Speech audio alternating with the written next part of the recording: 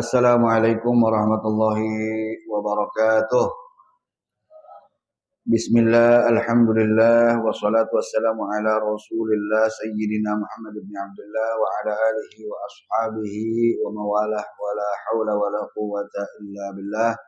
Subhanaka la ilma lana illa ma 'allamtana innaka antal alimul hakim. Rabbi shrah li sadri wa yassir li amri wa hlul 'uqdatam min lisani yafqahu qawli. Rabbi zidna ilman warzuqna fahman wa atina hikmatan. Allahumma barik lana fi majlisina hadza bi rahmatika ya arhamar rahimin. Amma ba'du, ahlan wa sahlan wa marhaban bi hudurikum wa bi qudumikum. Al-Faqir ucapkan kepada seluruh dan segenap para asatidzah, para habaib, para masyayikh, para jamaah sekalian rahimakumullah. Alhamdulillah wa syukrulillah. Alhamdulillah wa syukrulillah, berkat taufik, hidayah, inayah, riayah, hirasah, himayahnya Allah Subhanahu wa taala.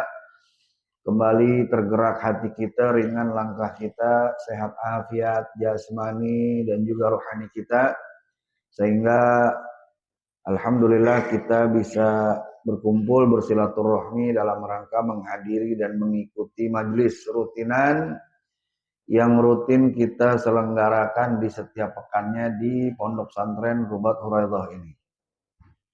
Dan semoga duduknya kita, kumpulnya kita terhitung sebagai amal ibadah kita di sisi Allah Subhanahu wa taala. Allah Subhanahu wa taala ampuni kesalahan kita, kekhilafan kita, kelalaian kita, dosa-dosa kita. Dan Allah Subhanahu wa taala pun mengabulkan hajat-hajat kita sekalian. Amin ya rabbal alamin. Ma'asyiral jamaah rahimakumullah. Selanjutnya mari kita sama-sama lanjutkan kembali taklim kita, pelajaran kita, dan kita masih dalam pembahasan tafsir surah Yasin. Sebelum itu mari sama-sama kita baca terlebih dahulu ayat ke 33 sampai ke 36 dari surah Yasin. Kita baca bersama-sama. A'udzu billahi minasyaitonir rajim. Wa ayatul lahumul ardul maytatu ahyaynaha wa akhrajna minha habban faminhu ya'kulun.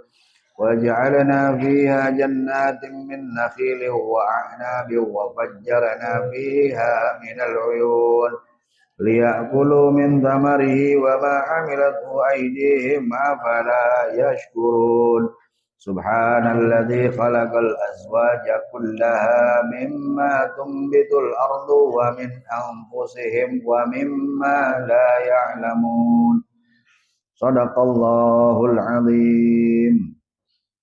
Subhanalladzi khalaqal azwaja kullaha. Maha suci Allah Subhanahu wa taala yang telah menciptakan semuanya berpasang-pasangan. Mimma tumbitul ardu, dari apa-apa yang tumbuh dari bumi. Wa min anfusihim, dan juga dari diri mereka. Wa mimma, dan dari apa-apa la ya'lamun, yang tidak mereka ketahui. Ayat taqaddasallahu ta'ala alladhi ansha'al asnaf minan nabat wal asjar. Maha suci Allah Subhanahu wa ta'ala yang telah menumbuhkan berbagai macam jenis dari tumbuh-tumbuhan, dari pohon. Wa min anfusin nas, dan juga dari diri manusia. Haitsu ansha'adz dzukur wal inat, dengan menciptakan laki-laki dan perempuan. Wa ma la ya'lamun nas, dan juga menciptakan apa-apa yang tidak diketahui manusia. Min makhluqatillahil ukhra, dari makhluk-makhluk Allah yang lainnya. Fil barri, baik yang ada di darat. Wal bahri, ataupun yang ada di bumi. Wa ghairihima, dan juga selain keduanya, selain di darat atau di bumi. Naam. Ayat ke-36 dari surah Yasin.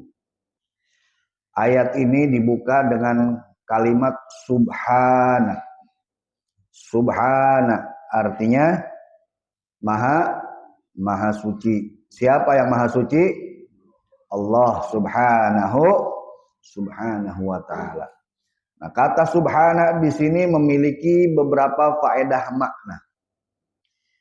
Yang pertama yaitu litanzih, untuk mensucikan Allah subhanahu wa ta'ala dari apa? Amma la yaliqu bih, dari segala macam sifat, dari segala sesuatu yang tidak pantas disandarkan kepada Allah subhanahu wa ta'ala. Itu faedah yang pertama.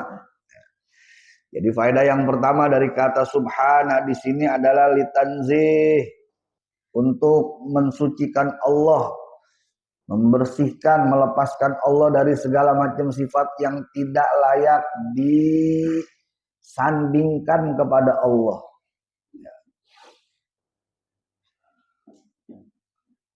Bahkan ada juga yang layak tapi nggak pantas kita sebutin, apalagi yang kagak layak. Contoh misalkan, yang nyiptain iblis itu siapa? Allah. Yang nyiptain maaf babi itu siapa? Allah. Yang nyiptain maaf anjing siapa? Allah juga. Yang nyiptain iblis, yang nyiptain babi, yang nyiptain anjing Allah, betul. Dan kita harus yakini itu, ya. Tapi boleh gak kira-kira kita berdoa, ya Allah pencipta iblis, ya Allah yang menciptakan babi, berikanlah aku rizki. Kira-kira pantas gak? Tapi benar gak? Benar.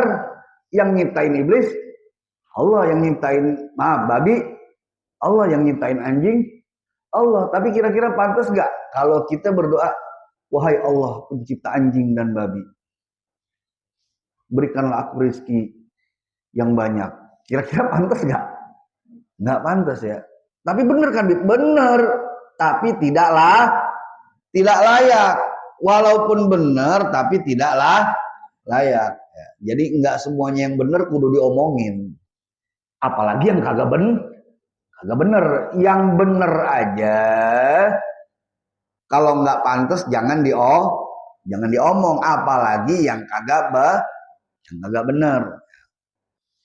Jadi yang pertama ini litanzih, untuk mensucikan Allah dari segala macam sifat-sifat yang tidak pantas disandingkan kepada Allah subhanahu wa ta'ala.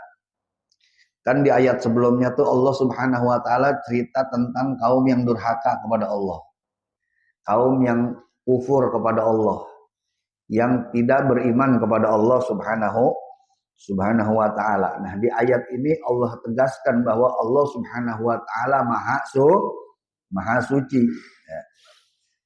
Jadi walaupun ada orang yang durhaka seperti kaum yang durhaka kepada Allah, yang tidak mau beriman kepada Allah, Allah tetap suci, Allah tetap mulia, Allah tetap agung walaupun mereka tidak beriman kepada Allah subhanahu wa ta'ala. Artinya maha sucinya Allah tidak tergantung dari makhluknya. Enggak kemudian gara-gara mereka tidak beriman kepada Allah terus maha sucinya Allah luntur. Enggak. Gara-gara mereka durhaka kepada Allah terus keagungan Allah ini hilang. Enggak. Gara-gara mereka durhaka kepada Allah terus Allah ini enggak mulia lagi. Enggak. Allah tetap suci, tetap agung, tetap mulia, mau ada atau tidak ada yang menyembahnya. Seluruh dunia ini menyembah Allah semuanya, tidak sedikit pun menambah kemuliaan Allah. Karena Allah udah mulia walaupun nggak ada yang nyembah. Dan seluruh dunia ini tidak ada yang nyembah Allah, durhaka kepada Allah, tidak sedikit pun mengurangi kemuliaan, keagungan, kesuciannya Allah subhanahu wa ta'ala. Allah suci, mulia, agung walaupun nggak ada yang menyembahnya. Jadi kita disuruh nyembah Allah, disuruh ibadah kepada Allah, disuruh patuh kepada Allah bukan karena Allah butuh kita, enggak. Justru kita yang butuh sama Allah Subhanahu wa taala. Karena setiap ibadah yang kita lakukan itu akan kembali kebaikannya buat kita. Allah perintahin kita sholat, bukan karena Allah butuh sholat kita, kita yang butuh sholat. Allah perintahkan kita untuk melakukan berbagai macam ibadah, bukan karena Allah butuh ibadah kita, enggak, kita yang butuh ibadah. Karena segala macam ibadah yang kita lakukan karena Allah, bukan karena Allah butuh, tapi untuk kebaikan kita, kebaikan dunia dan juga kebaikan akhirat. Karena itu bersyukur kalau kita masih diberikan taufik hidayah untuk melaksanakan berbagai macam perintah Allah.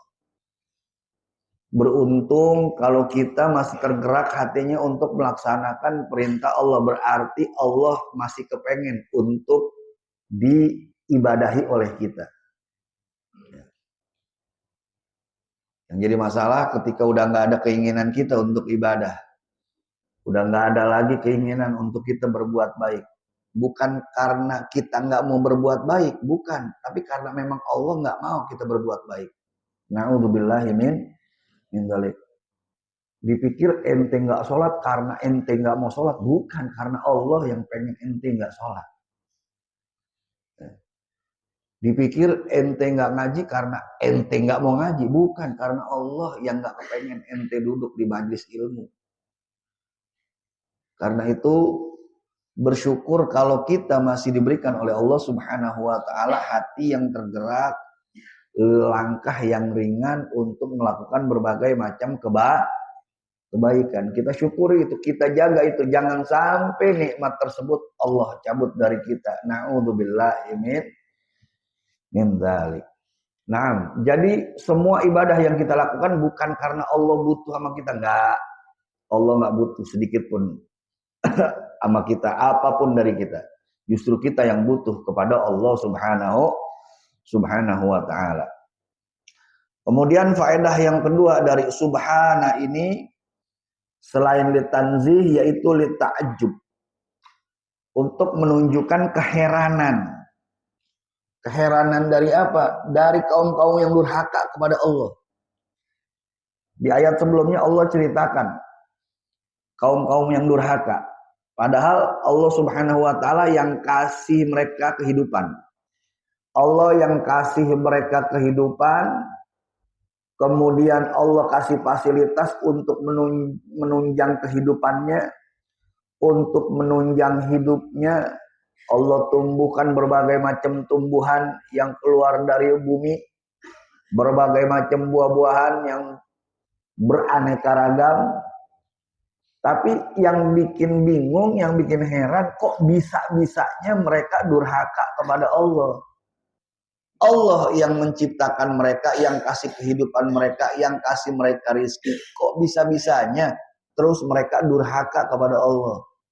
Allah yang kasih mereka rezeki, Allah kasih mereka fasilitas untuk menunjang kehidupannya, supaya mereka ini bisa dengan mudah beribadah kepada Allah. Tapi kok bisa-bisanya mereka gunakan berbagai macam nikmat tersebut untuk bukan beribadah kepada Allah, justru untuk menjauhi Allah, bahkan untuk membangkang dan mendurhakai Allah Subhanahu wa taala. Nah, ini yang bikin heran. Nah, kadang-kadang kita nggak nyadari, itu juga terjadi pada diri kita. Allah udah kasih kita berbagai macam nikmat. Nikmat itu bukan kita gunain untuk ibadah kepada Allah. Justru kita sia-siain. Atau bahkan lebih parah lagi, kita gunakan nikmat tersebut untuk menjauh dari Allah. Kita gunakan nikmat tersebut untuk membangkang perintah Allah. Kita gunakan nikmat tersebut untuk durhaka kepada Allah. Seperti apa, Beb? Misalkan orang dikasih harta oleh Allah. Harta itu harusnya dia gunakan di jalan Allah, dia gunakan untuk kebaikan, untuk menafkahi keluarganya, kemudian untuk berinfak, untuk dia gunakan di jalan Allah Subhanahu wa taala. Justru dia gunakan harta tersebut untuk durhaka kepada Allah, untuk bermaksiat, untuk berbuat kemunkaran, dan yang semacamnya. Nah ini berarti orang ini nggak tahu diri, udah dikasih sama Allah, tapi justru dia pakai itu hartanya untuk durhaka kepada Allah. Kira-kira kalau ada orang yang ente kasih duit, terus itu orang yang ente kasih duitnya dibeliin pisau sama dia buat nusuk ente. Itu orang tahu diri apa kagak? Nah, itu orang yang ente kasih duit, dia beliin goloknya buat ngebacok ente, buat nusuk ente. Kira-kira itu orang bener apa orang goblok? Ya orang goblok. Nah itu gambaran kalau kita gunakan nikmat yang Allah anugerahkan kepada kita untuk menjauhi Allah, untuk durhaka kepada Allah, untuk membangkang perintah Allah. Percis kayak orang geblek tadi. Nggak tahu diri. Makanya nggak aneh kalau Allah Subhanahu wa taala ancam mereka-mereka yang kufur nikmat dengan azab yang amat pedih. In syakartum la azidannakum wa la in kafartum inna azabi lasyadid. Ilok bib tibang kagak bersyukur azabnya sampai pedih. Lah iya kagak tahu diri. Udah dikasih fasilitas, itu fasilitas digunain justru untuk melawan Allah, kan nggak tahu diri. Wajar kalau dikasih azab yang pedih oleh Allah Subhanahu wa taala. Mudah-mudahan kita dijadikan oleh Allah Subhanahu wa taala orang-orang yang pandai bersyukur kepada Allah. Amin ya rabbal alamin. Nah, jadi faedah yang kedua dari kata subhana ini yaitu lita'ajjub, untuk menunjukkan keheranan. Kok bisa-bisanya mereka udah dikasih kehidupan sama Allah, menduakan Allah. Mereka udah dikasih kehidupan sama Allah, udah diciptain sama Allah, kok bisa-bisanya mereka menyekutukan Allah dengan yang lainnya. Bisa-bisanya mereka ini udah diciptain oleh Allah, kok bisa-bisanya mereka menyembah yang lain selain Allah. Kok bisa-bisanya mereka ini udah dikasih anugerah oleh Allah, kufur nikmat, mengingkari nikmat Allah. Dia ngerasa apa yang dia dapat selama ini hasil kerja kerasnya dia. Dia ngerasa apa yang dihasilkan selama ini karena kepinterannya dia, karena kehebatannya dia, karena skillnya dia. Dia nggak mengakui itu semua dari Allah Subhanahu wa taala. Dia ngerasa semua yang dia dapetin itu semua hasil jeripayahnya dia tanpa campur tangannya Allah Subhanahu wa taala. Oh, ini orang sombongnya udah kebangetan kalau udah begini. Seperti misalkan siapa? Seperti misalkan Korun. Korun ini awalnya miskin. Awalnya Korun ini taat ibadahnya. Korun ini sepupunya Nabi Musa. Orang tuanya dia sama orang tuanya Nabi Musa saudaraan, adik kakak. Jadi dia misanannya Nabi Musa. Awalnya Korun ini miskin dan rajin ibadah. Lagi miskin rajin ibadahnya. Yang lebih geblek lagi udah miskin kagak mau ibadah. Itu udah belangsak udah hidupnya. Kalau ada orang kaya kagak mau sholat, kagak mau ibadah, masih kelihatan mendingan dah. Walaupun nggak bagus. Orang kaya duitnya banyak, kagak mau sholat, kagak mau ibadah, kerjaannya maksiat tiap hari, masih rada mendingan. Udah pernah ngerasain nikmat dunia, di akhirat tinggal disiksanya, ya kan? Walaupun nggak bagus, cuman rada mendingan dah. Yang lebih parah udah miskin, belangsak, kagak mau sholat. Udah di dunia susah, belangsak, di akhirat makin belangsak. Allah nggak demen orang kaya sombong, nggak demen. Ya. Tapi Allah lebih kagak demen lagi orang miskin sombong. Ya, apa yang mau disombongin? Orang kaya sombong wajar, hartanya banyak. Dia bisa tuh nyombongin rumah gua, mobil gua. Lu mobil dari tahun ke tahun belum ganti-ganti lu. Ya. Kita mah tiap tahun ganti mobil. Ya. Sombong. Kalau jalan kagak mau lihat tanah. Ya. Sama tetangga kagak mau negor kalau kagak ditegur duluan. Sombong banget dah. Wajar. Ada yang bisa disombongin. Lah ini udah miskin sombong, apa yang mau disombongin coba? Ya. Makanya Allah nggak seneng ngelihat orang kaya sombong, nggak seneng. Lebih kagak seneng lagi, ya, ngelihat orang miskin sombong. Apa yang mau disombongin coba? Harta dia kagak punya. Lo ngomongin belangsaknya, lu mah baru sehari kagak makan lah, gua mah udah 3 hari, gua lah 3 hari kagak makan sombong, kan aneh ya kan? Sama seperti Allah nggak senang melihat anak muda maksiat, maaf, anak muda berzina, tapi Allah lebih benci melihat orang tua berzina. Kalau anak muda berzina masih masuk akal, syahwatnya mungkin kagak kekontrol. Kalau udah tua bangka, syahwatnya emang masih ada apa? Dia masih berzina, ya kan? Makanya Allah benci banget. Nah, kita sadar diri dah, kalau emang kita ngerasa kita miskin, jangan sombong dah ya. Udah kagak enak di dunia, di akhirat makin kagak enak. Orang mah, ya nggak apa-apa dah di dunia kagak enak dah, hidup pas-pasan. Mudah-mudahan di akhirat nanti kita hidup seneng. Lah ini mah udah susah di dunia, kagak mau sholat, kagak mau puasa, belangsak pisan udah hidupnya. Na'udzubillahi min dzalik. Korun nih miskin awalnya, ya, susah hidupnya. Terus dia minta sama Nabi Musa, wahai Musa tolong doakan kepada Allah biar aku dikasih harta. Mungkin kalau harta saya banyak, ibadah saya bisa lebih banyak lagi nih, bisa lebih sering lagi nih. Kemudian Nabi Musa berdoa agar Korun dikasih harta, dikasih kekayaan. Doanya dikabulin, dikasih kekayaan. Begitu kaya lupa. Dia merasa ya, apa yang dia dapatkan ini dari ilmunya dia, dari skillnya dia. Memang Korun ini pinter. Korun ini salah satu orang yang paling paham tentang Taurat. Kitab Taurat, kitab yang diturunkan kepada Nabi Musa alaihissalam. Yang paling ngerti Taurat siapa? Nabi Musa. Kedua siapa? Nabi Harun. Ketiga siapa? Korun. Makanya banyak ulama-ulama yang debat sama Korun kalah ilmu. Karena emang Korun ini pinter.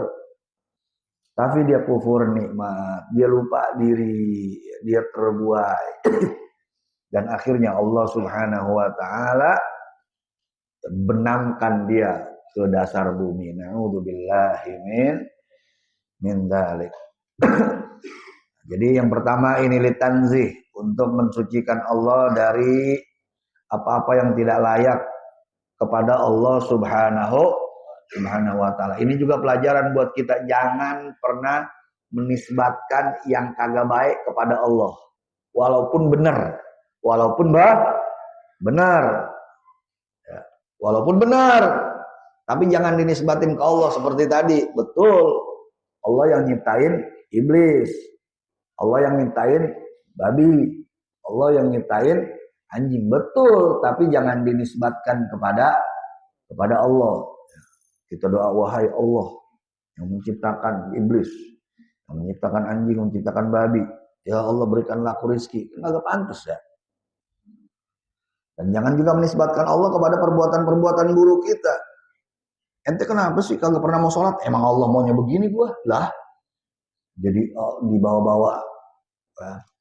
Jangan menisbatkan perbuatan-perbuatan buruk kita kepada Allah Subhanahu wa taala. Walaupun pada hakikatnya ya itu semua adalah perbuatan Allah Subhanahu wa taala. Tapi ya, termasuk perbuatan adab yang tidak baik kepada Allah adalah menisbatkan perbuatan-perbuatan buruk kepada Allah Subhanahu wa taala.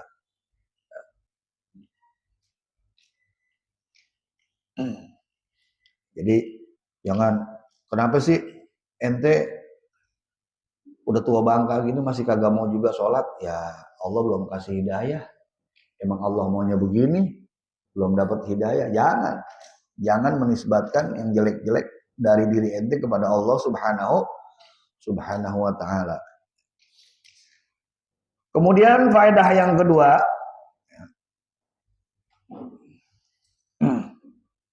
faedah yang kedua yaitu litajub, itu menunjukkan keheranan kenapa kok mereka yang udah Allah kasih kehidupan, Allah kasih rezeki, tapi bisa-bisanya mereka durhaka kepada Allah, bisa-bisanya mereka kufur nikmat kepada Allah subhanahu wa ta'ala. Dan yang ketiga, faedah yang ketiga dari subhana ini adalah lil amr. Dalam kata subhana ini mengandung perintah untuk mensucikan Allah subhanahu wa ta'ala. Subhana ay sabbihullah alladzi khalaqal azwaja kullaha i'tiqadan wa qawlan wa fi'lan. Jadi faedah yang ketiga, dalam kata subhana ini mengandung perintah untuk selalu mensucikan Allah dari berbagai macam sifat yang tidak layak untuk disandingkan kepadanya, i'tiqadan, baik secara i'tiqad, keyakinan kita bahwa Allah itu maha suci, Allah itu maha agung, Allah itu maha mulia, wa qaulan, dan juga secara ucapan dengan bertasbih kepada Allah, sabbih isma rabbikal a'la, ya, fasabbihu bukrata wa asila, ya. Wa fi'lan, dan juga perbuatan, mensucikan Allah juga dengan baik i'tiqadan, secara i'tiqad, keyakinan dari hati, wa qaulan, dan dengan ucapan, wa fi'lan, dan dengan perbuatan, ya. Jadi di sini termasuk di dalamnya mengandung perintah untuk mensucikan Allah, untuk bertasbih kepada Allah, atau secara umumnya lagi untuk selalu berzikir kepada Allah subhanahu wa ta'ala. Dan bertasbih ini, mensucikan Allah subhanahu wa ta'ala ini bisa menyembuhkan penyakit hati yang disebabkan omongan orang yang gak enak sama kita. Kalau ada orang yang ngomongin kita, bikin hati kita ngerasa gak enak, ya, kita diomongin sama orang, difitnah, atau digunjing, atau dimacem-macem, digosipin macem-macem, bikin hati kita galau, bikin kita gundah gulana. Nah, salah satu obatnya adalah bertasbih kepada Allah subhanahu wa ta'ala, sebagaimana yang Allah sampaikan dalam suratul Hijr. Dalam surah Al-Hijr Allah berfirman, qala ta'ala, wa laqad na'lamu annaka yadhiku sadruka bima yaqulun fasabbih bihamdi rabbika wa kum minas sajidin. Sungguh kami telah mengetahui bahwa dadamu sempit, bima yaqulun, gara-gara apa yang telah mereka ucapkan. Jadi Allah subhanahu wa ta'ala sampaikan kepada Nabi Muhammad. Nabi Muhammad ini bukannya Nabi Muhammad ini nyerah atau bagaimana, tapi omongan orang-orang kafir ini sangat-sangat menghujam Nabi, sangat menghujam hati Nabi, dan itu Allah tahu. Allah tahu. Gara-gara perkataan orang-orang kafir ini dada Nabi sempit, maksudnya sumpek lah, ya. Lalu Allah subhanahu wa ta'ala berikan solusinya, fasabbih bihamdi rabbika wa kun minas sajidin, maka bertasbihlah kepada Allah, wa kun minas sajidin, dan jadilah engkau orang-orang yang sujud. Dan di surah lain Allah berfirman, fasbir ala ma yaqulun wasabbih bihamdi rabbika qabla tulu'i syamsi wa qabla ghurubiha. Fasbir, maka bersabarlah, ala ma yaqulun, atas apa-apa yang telah mereka katakan kepadamu. atas apa-apa yang mereka katakan tentangmu, wasabbih, dan bertasbihlah kepada Allah qabla tulu'i syamsi wa qabla ghurubiha, sebelum terbitnya matahari dan sebelum terbenamnya matahari. Menurut sebagian mufassir, ini ayat menjadi salah satu dalil bahwa bertasbih kepada Allah bisa menjadi obat hati kita dari omongan-omongan orang yang bikin hati kita nggak enak. Ya namanya kita hidup bermasyarakat, kadang-kadang diomongin sama tetangga, diomongin sama orang lain. Padahal kita udah bener nih, kita udah jaga ucapan kita udah jaga perbuatan kita udah jaga sikap tingkah laku kita, tetap aja diomongin. Beda kalau emang entenya brengsek ya. Emang omongan ente, emang ucapan ente, emang perbuatan ente kagak bagus, diomongin wajar. Ya. Tapi ente udah berusaha bener-bener untuk baik ucapan, perbuatan, sikap, tingkah laku ente baik-baik, tapi tetap aja dia ngomongin. Dan kadang-kadang kan ya, omongan itu bisa bikin hati kita galau, kepikiran. Nah, cara ngobatinnya salah satunya adalah banyakin baca tasbih, baca subhanallah, subhanallah. Dia ngomongin misalkan ente diomongin, katanya ente begini, baca subhanallah, subhanallah, subhanallah. Mudah-mudahan itu bisa jadi penyakit buat hati kita. Amin ya rabbal alamin. Nah itu beberapa faedah dari kata subhana. Kemudian alladzi khalaqal azwaja kullaha mimma tumbitul ardu wa min anfusihim. Maha suci Allah yang telah menciptakan berpasang-pasangan. Di ayat lain Allah berfirman wa min kulli syai'in khalaqna zaujain, dan segala sesuatu itu kami ciptakan berpasang-pasangan. Apa sih yang maksudnya pasangan? Pasangan itu dua jenis berbeda dari satu golongan, itu namanya pasangan. Dua jenis yang berbeda dari satu golongan, itu namanya pasangan. Dua jenis yang berbeda, yang satu jenisnya laki, yang satu jenisnya perempuan, sama-sama golongan manusia, nah itu baru pasangan. Kalau jenisnya sama, walau dari golongan sama, itu bukan pasangan, namanya rekan. Ya. Golongannya sama, manusia, satu jenisnya laki, satu jenisnya laki, pasangan bukan pasangan itu mah. Ya. Golongannya manusia, jenisnya ada perempuan, ada laki. Nah ini baru pasangan. Jenisnya beda dari golongan yang sama, itu baru yang disebut pasangan. Makanya Allah ciptain Adam dan Hawa, bukan Adam dan Bambang. Paham dong? Tapi kita ditakdirkan berpasangan, bukan. Yang namanya pasangan jenisnya beda dari satu golongan. Mur sama baut, paku sama palu. Kalau paku sama paku bukan pasangan, mur sama emur bukan pasangan, baut sama baut bukan pasangan. Mur pasangannya baut, paku pasangannya palu, laki pasangannya perempuan, bukan laki lagi, bukan. Paham dong? Nah, itu ayam tahu tuh, ayam tahu. Ayam jago dikasih ayam jago kagak mau, dia tahu bukan pasangan gua ini mah. Nah, kalau ada manusia ya, suka sama sesama jenisnya, berarti lebih-lebih dari ayam. Ayam tahu mana lah ayam laki kudu sama ayam perempuan. Ayam.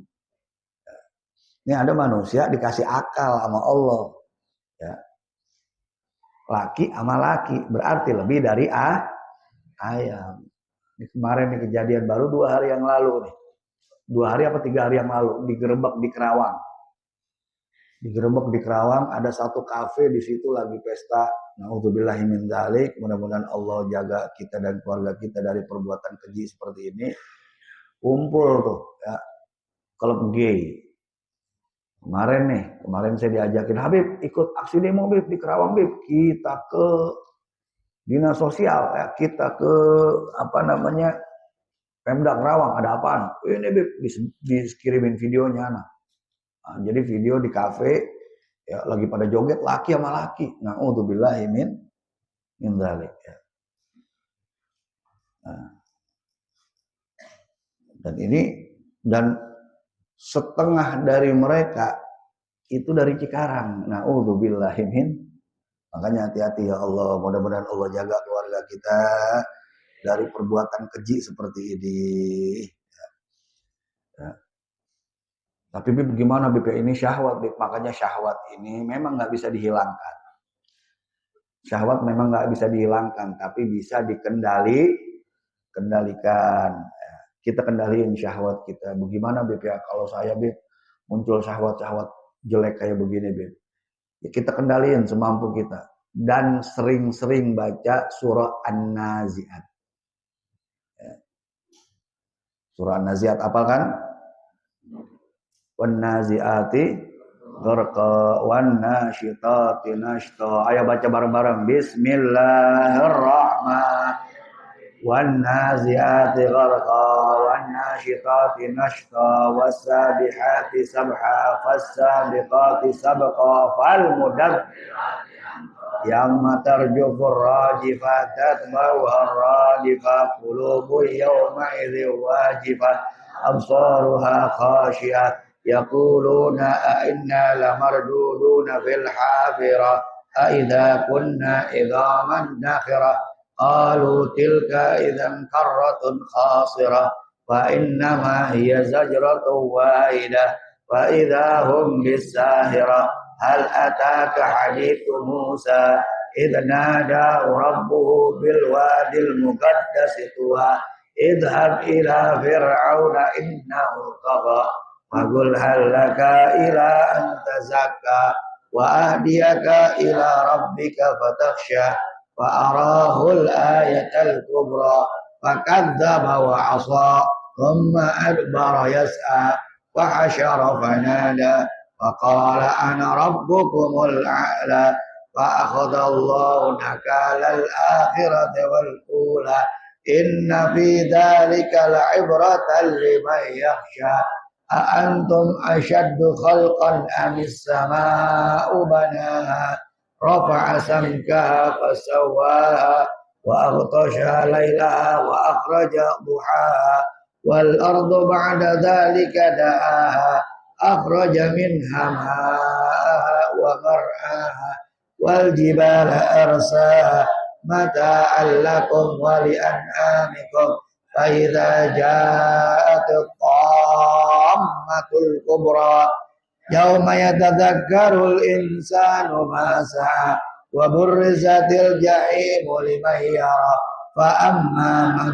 طغى وآثار الحياة الدنيا فإنal jahima hiyal ma'wa wa amma man khafa maqama rabbih wa nahan nafsa 'anil hawa fa innal jannata hiyal ma'wa yas'alunaka 'anis sa'ati ayyana mursaha anta min dzikraha ila rabbika muntaha innama ana mundiru may yakhshaha ka'annahum yawma yarawnaha lam yalbathu illa 'ashiyatan sadaqallahul adzim. Banyakin tuh baca begitu. Kalau kita ya lagi digodain setan lewat syahwat, kita baca An-Nazi'at terus ulang-ulangin sampai insyaallah dengan keberkahan surah An-Nazi'at Allah Subhanahu wa taala hilangkan syahwat-syahwat yang mendorong kita untuk berbuat perbuatan-perbuatan yang buruk insya Allah ya. Nah jadi Allah Subhanahu wa taala menciptakan segala sesuatu dengan berpasang-pasangan. mimma tumbitul ardu, dari tumbuh-tumbuhan, dan juga wa min anfusihim, dan juga dari diri mereka, dari jenis mereka, yaitu manusia. Termasuk juga hewan. Pohon ada laki ada perempuannya. Hewan ya kita tahu ada laki ada perempuannya. Orang juga ada laki ada perempuannya. Pohon ada laki perempuannya, ada. Makanya kalau kalau nanam pohon korma, kalau kormanya pengen tumbuh, itu cari pohon korma laki sama pohon korma perempuan. Bagaimana cara nyarinya? Itu pakarnya dah. Pakarnya. Ya. Dulu di Masjid Agung Riau, itu DKI Masjid Agung Riau, udah berkali-kali beli pohon korma buat dipajang. Nggak numbuh-numbuh. Beli lagi, nggak numbuh-numbuh. Beli lagi, nggak numbuh-numbuh. Ada satu pakar pohon korma, dia bilang pantesan aja yang ente beli laki semuanya. Nggak ada perempuannya. Beli yang banyak perempuannya, lakinya satu nggak apa-apa. Akhirnya terus bagaimana? Udah ntaran yang dibeliin pohon kurma yang jenis perempuan. Nah, kemudian yang satu beliin pohon yang jenis lakinya. Habis itu tumbuh bener. Nanti lihat di mana di internet, Masjid Agung Riau apa masjid apa, pokoknya di Riau udah tuh. Tumbuh akhirnya tuh pohon kurma gede-gede. Ya. Jadi antara kita hewan sama tumbuhan ada kesamaan. Ada kesamaan juga, banyak kesamaannya. Tumbuhan punya emosi, punya juga emosi, punya perasaan. Tapi mereka nggak pandai untuk mengungkapkan perasaan. Jangan dipikir tumbuhan kagak punya perasaan. Ada satu ilmuwan dari Jerman. Dia meneliti, dia beli dua pohon yang sama jenisnya. Dia taruh tuh pohon, dia tanam di depan rumahnya. Yang satu tiap hari dia siramin dua-duanya disiramin. Yang satu disiramin, yang satu disiramin. Cuman bedanya, yang pohon satu dia puji-puji. Dia setel lagu-lagu klasik.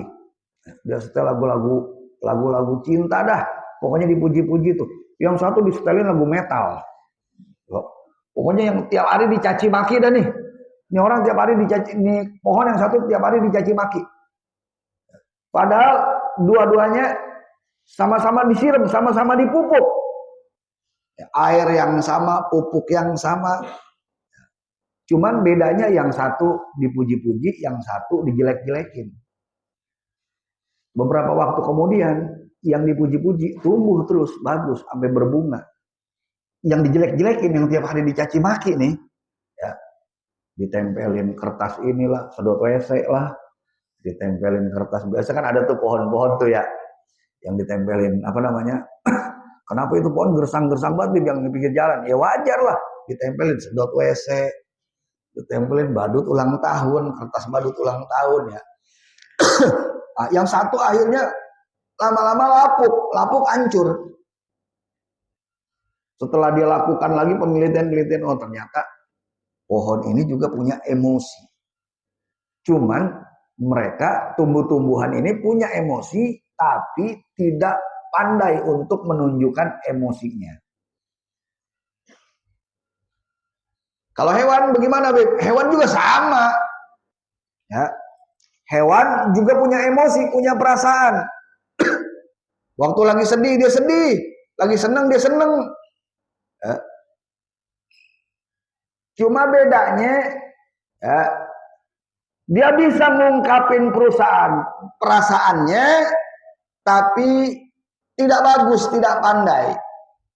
Ya, tidak pandai. Nggak tahu tempat. Ya. Kambing ya, marah seradang serudung. Ya kan? Lagi senang bagaimana? Lagi senang lari-larian. Ya. Kita cuma tahu dari perilakunya doang. Oh, lagi marah tuh. Lagi marah tuh, jedot-jedotin pala tuh. Oh, lagi lari-larian, lagi seneng tuh. Cuman bisanya begitu doang, nggak bisa lebih. Ya. lagi senang lagi sedih juga. Ya. Tapi bisa dia nunjukin perasaannya, bisa. Nah, yang hebat manusia nih. Laqad khalaqnal insana fi ahsani taqwim nih. Manusia ini emang pinter. Dia punya perasaan dan dia bisa mengungkapkan perasaannya dengan baik. Bahkan bisa manipulasi perasaan. Begitu lagi senang dia bisa nunjukin kesenangannya. Begitu lagi sedih dia bisa nunjukin kesedihannya.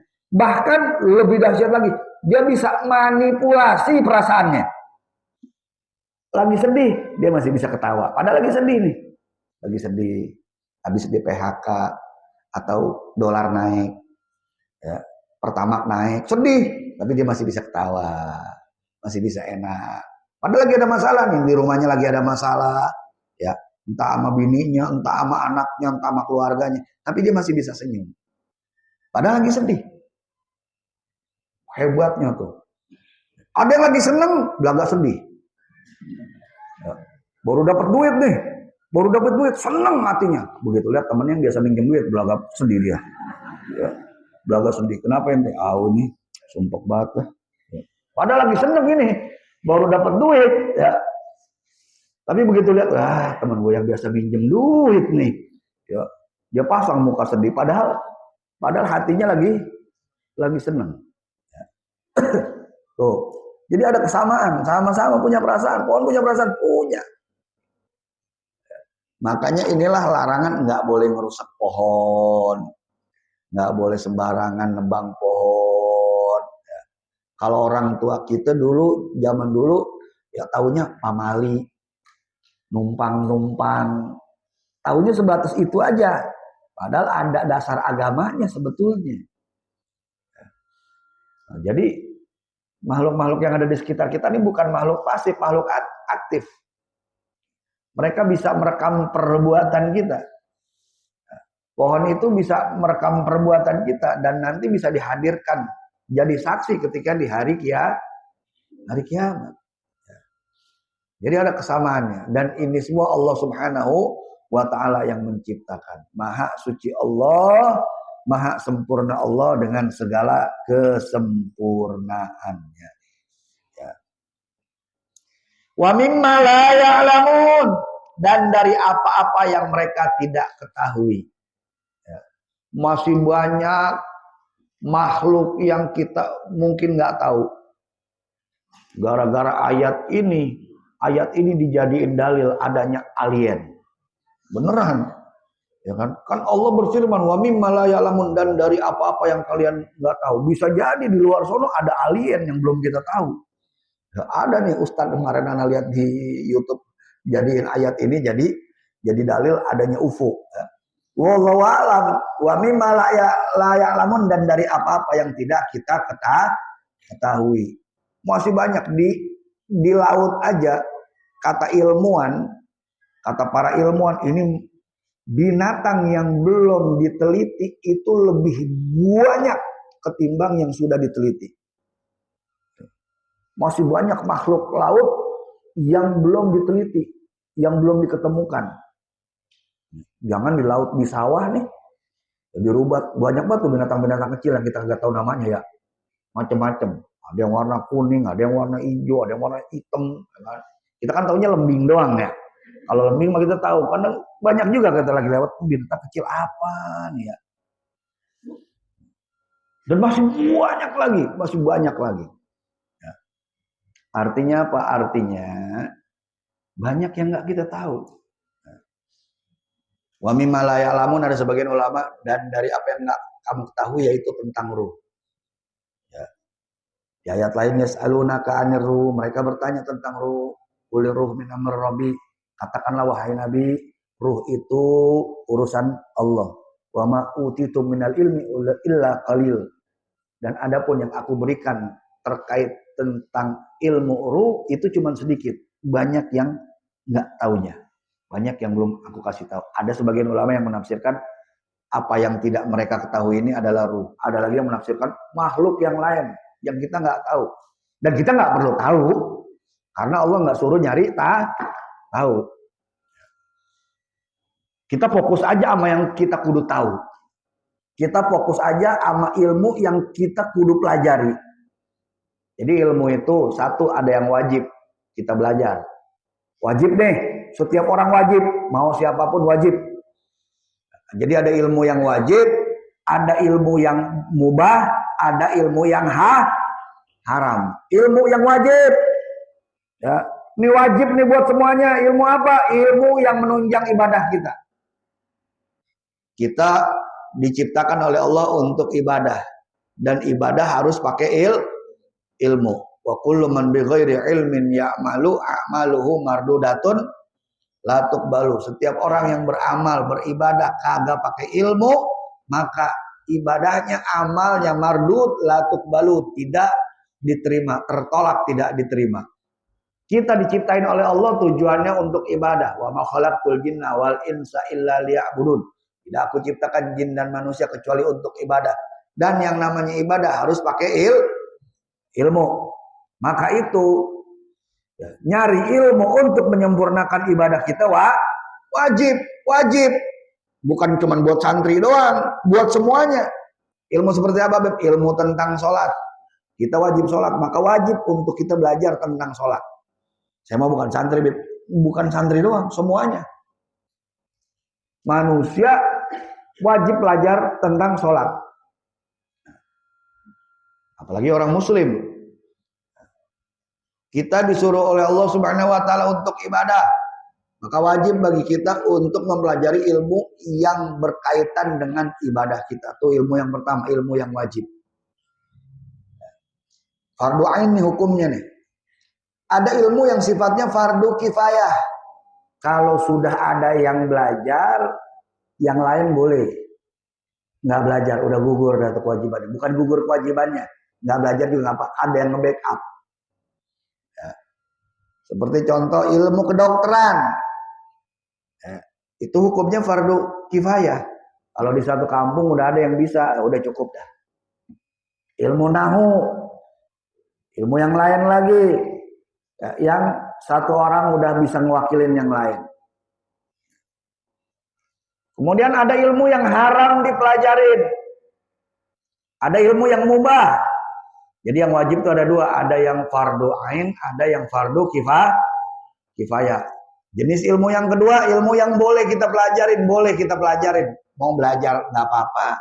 Mau nggak belajar juga nggak apa-apa. Misalkan seperti ilmu apa? Ilmu cara jitu memancing. Ya. Bagaimana caranya 10 menit dapat ikan, ya kan? Kita boleh belajar, boleh, nggak apa-apa. Ya. Cara gitu untuk dapat gabus, ya kan? Cara nangkep lindung misalkan, boleh. Cara berkuda, ilmu naik mobil, ilmu apalagi komputer, bahasa Inggris, boleh. Bahkan kalau kita niatin untuk ibadah, jadi pahala. Ya Allah, saya pengen belajar bahasa Inggris, ya Allah. Supaya saya bisa berdakwah ke Eropa yang pakai bahasa Inggris. Kita niatin begitu, dapat pahala. Ya Allah, saya pengen belajar Cina, ya Allah. Pengen belajar bahasa Cina. Pengen dakwah di Cina, ya Allah. Ya kan? Boleh. Ya. Dan malah bisa dapat pahala. Jadi ada ilmu yang wajib, ada ilmu yang boleh kita pelajarin, boleh juga enggak. Kalau kita nggak belajar nggak dosa. Ya. Nggak dosa. Kita mau belajar, boleh. Kita nggak belajar nggak apa-apa. Contoh seperti komputer. Ya kan, kita nggak bisa komputer nggak dosa. Wah, ente udah tua nggak bisa komputer, ente udah balik nggak bisa komputer ente. Wah, parah. Enggak. Ya, kemudian yang ketiga yaitu ilmu yang haram dipelajarin. Ilmu yang haram dipelajarin ilmu apa? Ya. Contohnya ilmu apa? Ilmu apa? Ilmu apa? Ilmu santet. Serem amat santri ilmu santet. Ya. Ilmu nujum, ilmu perbintangan. Nggak boleh tuh. Bib, kalau misalkan yang ngelihat ini Bib bulan Bib ilmu palak itu boleh. Ya. Ini mah ilmu perbintangan. Bintang ente apa? Oh, bintang ente Taurus. Wah, ente cocoknya di air nih. Ya. Nggak boleh tuh. Apa tuh namanya? Astrologi ya. Astrologi, zodiak. Ya. Nggak boleh sampai mempercayai. Aneh mah begini orangnya, aneh mah Gemini, sensitif, aneh mah ya. Jangan ya. Jangan ikut-ikutan tren ya. Jangan ya. Haram. Kalau ente mempercayai kayak begitu bisa jatuh haram. Ya. Bintang ente apa? Bintang aneh Scorpio. Oh, Scorpio ente cocoknya nih di pasir nih. Ya, Scorpio kan kalah jengking, ente cocoknya di pasir nih. Cocok ente jadi kuli pasir nih ya. Bisa-bisa kaya nih ente nih ya. Jangan ya, ilmu perbintangan. Ya. Ilmu perbintangan, ilmu apa lagi tuh? Walhasil ilmu-ilmu yang bisa membahayakan akidah kita ini nggak boleh. Jadi ada ilmu-ilmu yang haram dipelajarin, ilmu yang bisa membahayakan akidah kita ini nggak boleh. Makanya ada sebagian yang mengharamkan filsafat. Ada sebagian mengharamkan ilmu filsafat barat. Filsafat barat, Sokrates, Plato, Aristoteles, macam-macam dah tuh ya. Itu ada yang seperti contoh Imam Nawawi itu mengharamkan. Kenapa? Karena khawatir kalau yang nggak punya basic, nggak punya dasar, nanti bisa ngaco. Bisa nggak? Bisa ngaco, bisa lemah akidahnya. Makanya banyak sekarang orang-orang yang dulunya santri. Gara-gara dia belajar filsafat, tapi tanpa bimbingan akhirnya ngaco. Ngomongnya aneh-aneh. Ya. Ngomongnya aneh-aneh. Nyeleneh. Ya kan, Tuhan telah mati. Oh, macam-macam dah omongannya ya. Omongannya aneh-aneh, yaitu karena mungkin dia nggak punya dasar yang kuat. Tapi kalau misalkan memang punya dasar kuat dan ada guru yang bisa ngerem kita, ya nggak apa-apa. Kita belajar filsafat. Bukan filsafatnya sebenarnya yang nggak diperbolehin. Filsafat baratnya yang nggak diperbolehin. Kalau filsafatnya mah ilmu mantik juga bagian dari filsafat. Ya. Jadi itulah kenapa ada beberapa ulama yang mengharamkan karena bisa dikhawatirkan orang yang nggak punya dasar yang kuat ini bisa membahayakan akidahnya. Jadi ilmu itu ada 3 macam.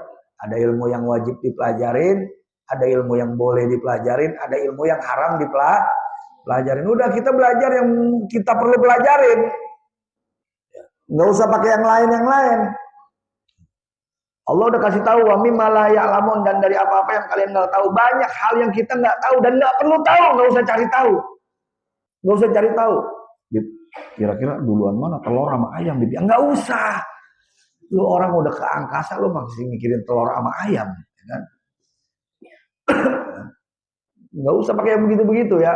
Udah cari tahu yang perlu ente tahu. Yang nggak perlu ente tahu, nggak usah ente tahu. Nggak usah ente tahu. Nggak usah cari tahu. Udah cari yang perlu kita tahu, yang memang kita diwajibkan untuk mempelajari. Ilmu sholat. Udah tua bangka gini, sholat kita belum benar-benar, masih belum ngerti. Mana rukun qauli, mana rukun fi'li, mana rukun maknawi, mana rukun qalbi. Emang ada udah tua bangka tuh masih belum tahu tuh. Nah, itu yang kita mesti belajarin. Gak usah pakai belajar yang aneh-aneh. Yang bukan faknya ente untuk dipelajarin, gak usah ente pelajarin. Yang mesti ente pelajarin, yang wajib ente pelajarin, yang bisa menyempurnakan ibadah ente. Sebab ilmu ini luas, gak bakal habis kita belajarin semuanya ya. Jangan pengen tahu semuanya. Yang nggak perlu kita tahu, nggak usah tahu. Karena memang Allah nggak kasih tahu juga. Nggak usah korak-korek, nggak usah sok-sok cari tahu. Karena ilmu kita ini terbatas. Sedangkan ilmu Allah ini luas. Paham dong? Wallahu a'lam. Wallahu a'lam bishawab.